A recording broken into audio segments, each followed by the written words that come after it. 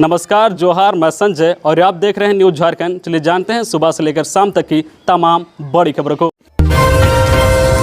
JPSC के पूर्व अध्यक्ष अमिताभ चौधरी का निधन, मुख्यमंत्री समेत अन्य ने शोक व्यक्त किया। झारखंड लोक सेवा आयोग जेपीएससी के पूर्व अध्यक्ष और पूर्व आईपीएस अमिताभ चौधरी का आज मंगलवार को निधन हो गया। झारखंड स्टेट क्रिकेट एसोसिएशन के पूर्व अध्यक्ष और रांची के पूर्व एसएसपी रहे अमिताभ चौधरी को आज सुबह अचानक हार्ट अटैक हुआ, जिसके बाद उन्हें आनन फानन में रांची के सेंटिविटा अस्पताल में भर्ती कराया गया, जहां उन्होंने अपनी अंतिम सांस ली। श्री चौधरी के निधन पर मुख्यमंत्री हेमंत सोरेन, केंद्रीय मंत्री अर्जुन मुंडा, पूर्व मुख्यमंत्री रघुवर दास और स्वास्थ्य मंत्री बन्ना गुप्ता समेत अन्य नेताओं और संगठनों ने शोक व्यक्त किया। मुख्यमंत्री श्री सोरेन ने अपने शोक संदेश में कहा है कि जेपीएससी के पूर्व अध्यक्ष श्री सोरेन की आकस्मिक निधन की दुखद खबर मिली। पूर्व आईपीएस अधिकारी श्री चौधरी ने राज्य में क्रिकेट की खेल को बढ़ाने में भी महत्वपूर्ण भूमिका निभाई थी। परमात्मा दिवंगत आत्मा को शांति प्रदान कर शोक संतप्त परिवार को दुख की घड़ी सहन करने की शक्ति दे। श्री चौधरी कुछ दिन पहले ही जेपीएससी के अध्यक्ष पद से रिटायर हुए थे। वे झारखंड क्रिकेट एसोसिएशन के अध्यक्ष के अलावा भारतीय क्रिकेट कंट्रोल बोर्ड के उपाध्यक्ष और सचिव भी रह चुके हैं। एक कुशल खेल प्रशासक के रूप में पूरे देश में उनकी अलग पहचान थी। रांची का जेएससीए स्टेडियम बनवाने में भी उनका सबसे अहम योगदान माना जाता है। श्री चौधरी की गिनती झारखंड के तेज तर्रार आईपीएस अधिकारियों में होती थी और वे रांची के एसएसपी भी रह चुके हैं। अमिताभ चौधरी ने कल स्वतंत्रता दिवस पर जेएससीए स्टेडियम में राष्ट्रीय ध्वज फहराया था, जबकि जेपीएससी के चेयरमैन के तौर पर सिविल सेवा की 7वीं से 10वीं परीक्षा का रिजल्ट रिकॉर्ड समय में जारी करने का श्रेय भी उनके नाम रहा। अमिताभ चौधरी के अंतिम दर्शन के लिए अस्पताल पहुंचे लोग। विश्व स्तर के झारखंड क्रिकेट स्टेडियम के निर्माता कहे जाने वाले पूर्व आईपीएस अमिताभ चौधरी के निधन की खबर से पूरे झारखंड में शोक की लहर है। उनके निधन की खबर सुनते ही अस्पताल में खेल जगत के नामी गिरामी चेहरा, पुलिस के वरिष्ठ अधिकारियों का अस्पताल में आना जाना शुरू हो गया है।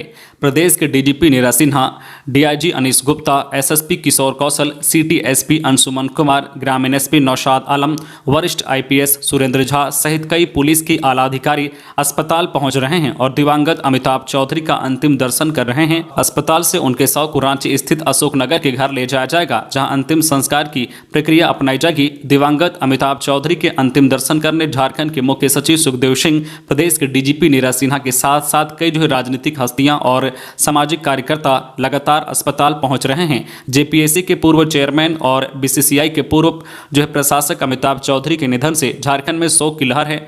प्रशासनिक महकमे से लेकर खेल जगत और आम लोग तक इसको लेकर दुख जता रहे हैं।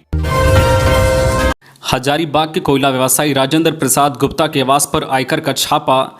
झारखंड के हजारीबाग शहर के जाने माने कोयला व्यवसायी राजेंद्र प्रसाद गुप्ता के खजांची रोड स्थित आवास पर मंगलवार की सुबह आयकर विभाग की टीम ने दबिश दी है। सुबह 6 बजे से ही छापेमारी जारी है।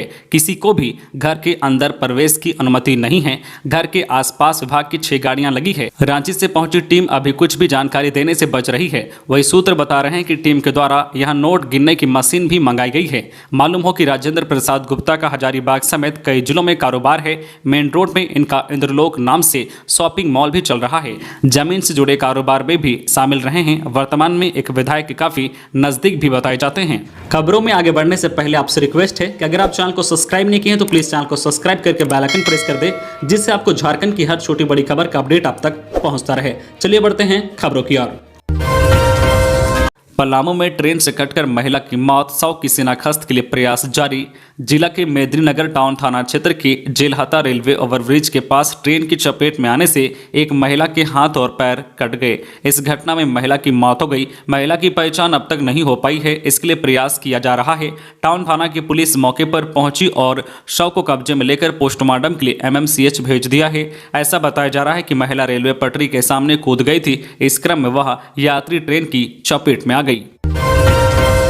गिरिडीह में बारिश के बीच ढह गया कोरंगो पुल का आधा दर्जन पिलर। गुस्से में लोग। 4 दिनों से रुक रुक कर हो रही बारिश व सोमवार की शाम को हुई मूसलाधार बारिश के बीच सदर प्रखंड के सिकदारडीह पिंडाटांड व परसाटांड की सीमा पर स्थित कोरंगो नदी पुल का 6 से 7 पिलर का अधिकांश हिस्सा ढह गया। पुल के पिलर का अधिकांश हिस्सा ढहने से पुल ऊपर से नीचे की तरफ दब गया है और आवागमन पूरी तरह से प्रभावित हो गया। पुल ढहने के बाद इन तीनों पंचायतों के कई गाँवों के लोगों को परेशानी हो रही है। इस संदर्भ में स्थानीय लोगों ने बताया है कि यह पुल पिछले कई वर्षों से जर्जर अवस्था में है। 6 माह पूर्व पुल का 1-2 पिलर क्षतिग्रस्त हो गया था। इसके बाद स्थानीय सांसद, विधायकों के साथ साथ अधिकारियों को भी सूचित किया गया, लेकिन किसी ने भी पुल को मरम्मत कराने के प्रति गंभीरता नहीं दिखाई। लोगों ने कहा है कि धीरे धीरे पुल और भी डैमेज होता गया और सोमवार की शाम को हुई बारिश ने तो पुल के अधिकांश पिलर को ढा दिया। इस दिशा में अब जनप्रतिनिधि ही कुछ कर सकते हैं। जेपीएससी के पूर्व अध्यक्ष अमिताभ चौधरी ने पलामू में राष्ट्रीय महिला फुटबॉल टूर्नामेंट का कराया था आयोजन।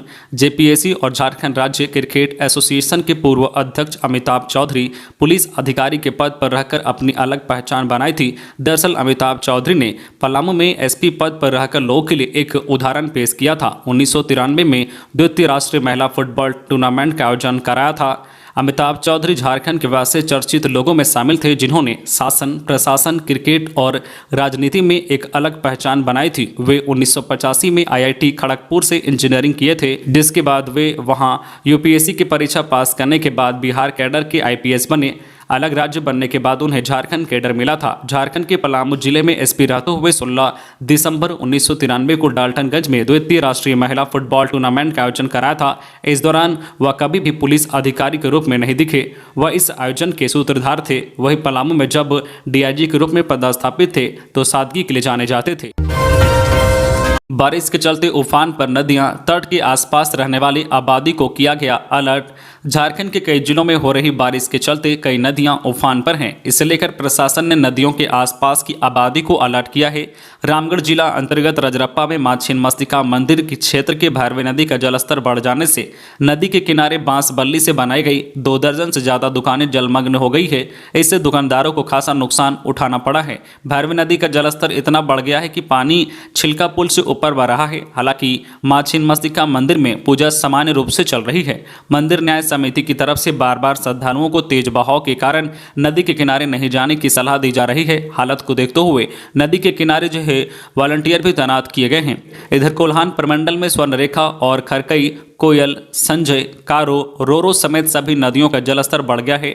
उड़ीसा के रायरंगपुर में खरकई नदी पर बने जो ब्यांगबिल डैम में जलस्तर खतरे के निशान से ऊपर पहुंच गया है। इसे देखते हुए 12 अगस्त को डैम का एक फाटक खोल दिया गया था। इसकी सूचना सरायकेला और जमशेदपुर प्रशासन को पहले ही दे दी गई थी। खरकई और स्वर्णरेखा के तटीय इलाकों में रहने वालों को निर्देश दिया गया है कि वो परिवार सहित ऊंचे स्थानों पर चले जाएं। लोहरदगा में वृद्ध का शव बरामद। पोस्टमार्टम के बाद जांच में जुटी पुलिस। झारखंड में लोहरदगा जिले के सिन्हा थाना क्षेत्र के फुलझर नहर से पुलिस ने एक वृद्ध का शव बरामद किया है। बताया जाता है कि फुलझर नहर में शव पड़ा देखकर खेत से काम कर लौट रही स्थानीय महिलाओं ने इसकी जानकारी ग्रामीणों को दी, जिसके बाद ग्रामीणों ने एक व्यक्ति के शव फुलझर नहर में पड़ा होने की सूचना सिन्हा थाना पुलिस को दी। सूचना मिलने के बाद सिन्हा थाना पुलिस की टीम घटनास्थल पर पहुंचकर फुलझर नहर से शव को निकाला और उसकी पहचान कराई। शव की पहचान स्नेहा थाना क्षेत्र के आरू पतराटोली निवासी स्वर्गीय जो है भिनसरिया उरांव के पुत्र दलैये उरांव 62 वर्षीय के रूप में हुई है। मृतक के परिजनों ने स्नेहा थाना प्रभारी ऋषिकांत को बताया है कि मृतक दलैये उरांव शुक्रवार से लापता था, जिसे लेकर परिवार वाले अपने स्तर से खोजबीन कर रहे थे। इसी बीच आज शव मिलने की खबर मिली। ऐसा लगता है कि दलैये की मौत नहर में गिरने से हो गई है। परिवार में मातम। 18 वर्षीय युवती ने फांसी लगाकर आत्महत्या कर ली। पुलिस जांच में जुटी। बड़ी खबर देवघर से, जहां नगर थाना क्षेत्र के शहीद आश्रम रोड में एक लड़की ने फांसी लगाकर जान दे दी। काफी देर तक कमरे का दरवाजा नहीं खुला तो परिजनों ने चिंता जताई और दरवाजे के पास गए और दरवाजा को धक्का देकर खोला तो देखा बच्ची पंखे के सहारे झूली हुई थी। परिजनों ने घटना की सूचना पुलिस को दी। पुलिस मौके पर पहुंचकर पंचनामा तैयार कर शव को पोस्टमार्टम के लिए सदर अस्पताल भेज दी। परिजनों ने घटना को लेकर जानकारी दी है कि युवती कुछ दिनों से बीमार चल रही थी और चिड़चिड़ापन जैसा कर रही थी। वही आज लड़की ने घर खाली पाकर खुद को फांसी लगाकर सुसाइड कर ली। फिलहाल घटना को लेकर नगर थाने की पुलिस जांच कर रही है। इलाज में लापरवाही। 2 बार ऑपरेशन के बाद मरीज स्वस्थ नहीं होने पर परिजनों ने निजी अस्पताल में किया हंगामा। सीएस ने जांच कर कार्रवाई की बात कही। खबर है बोकारो की, जहां एक निजी अस्पताल पर गंभीर आरोप लगा है।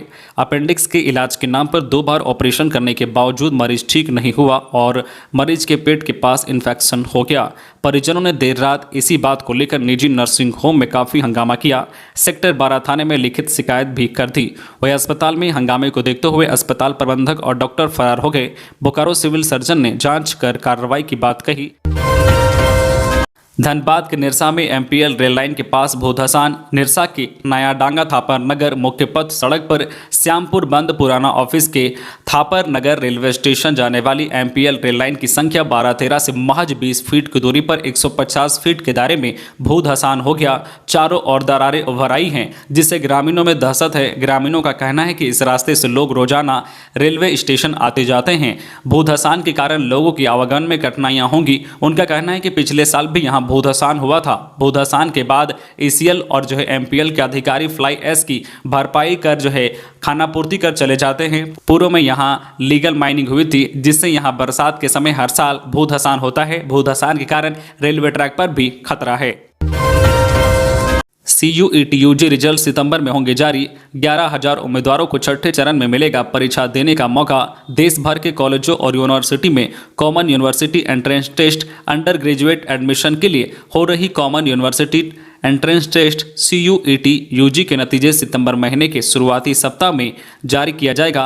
नेशनल टेस्टिंग एजेंसी द्वारा आयोजित परीक्षा 15 जुलाई से शुरू हुई है, जो आगामी 30 अगस्त तक चलेगी।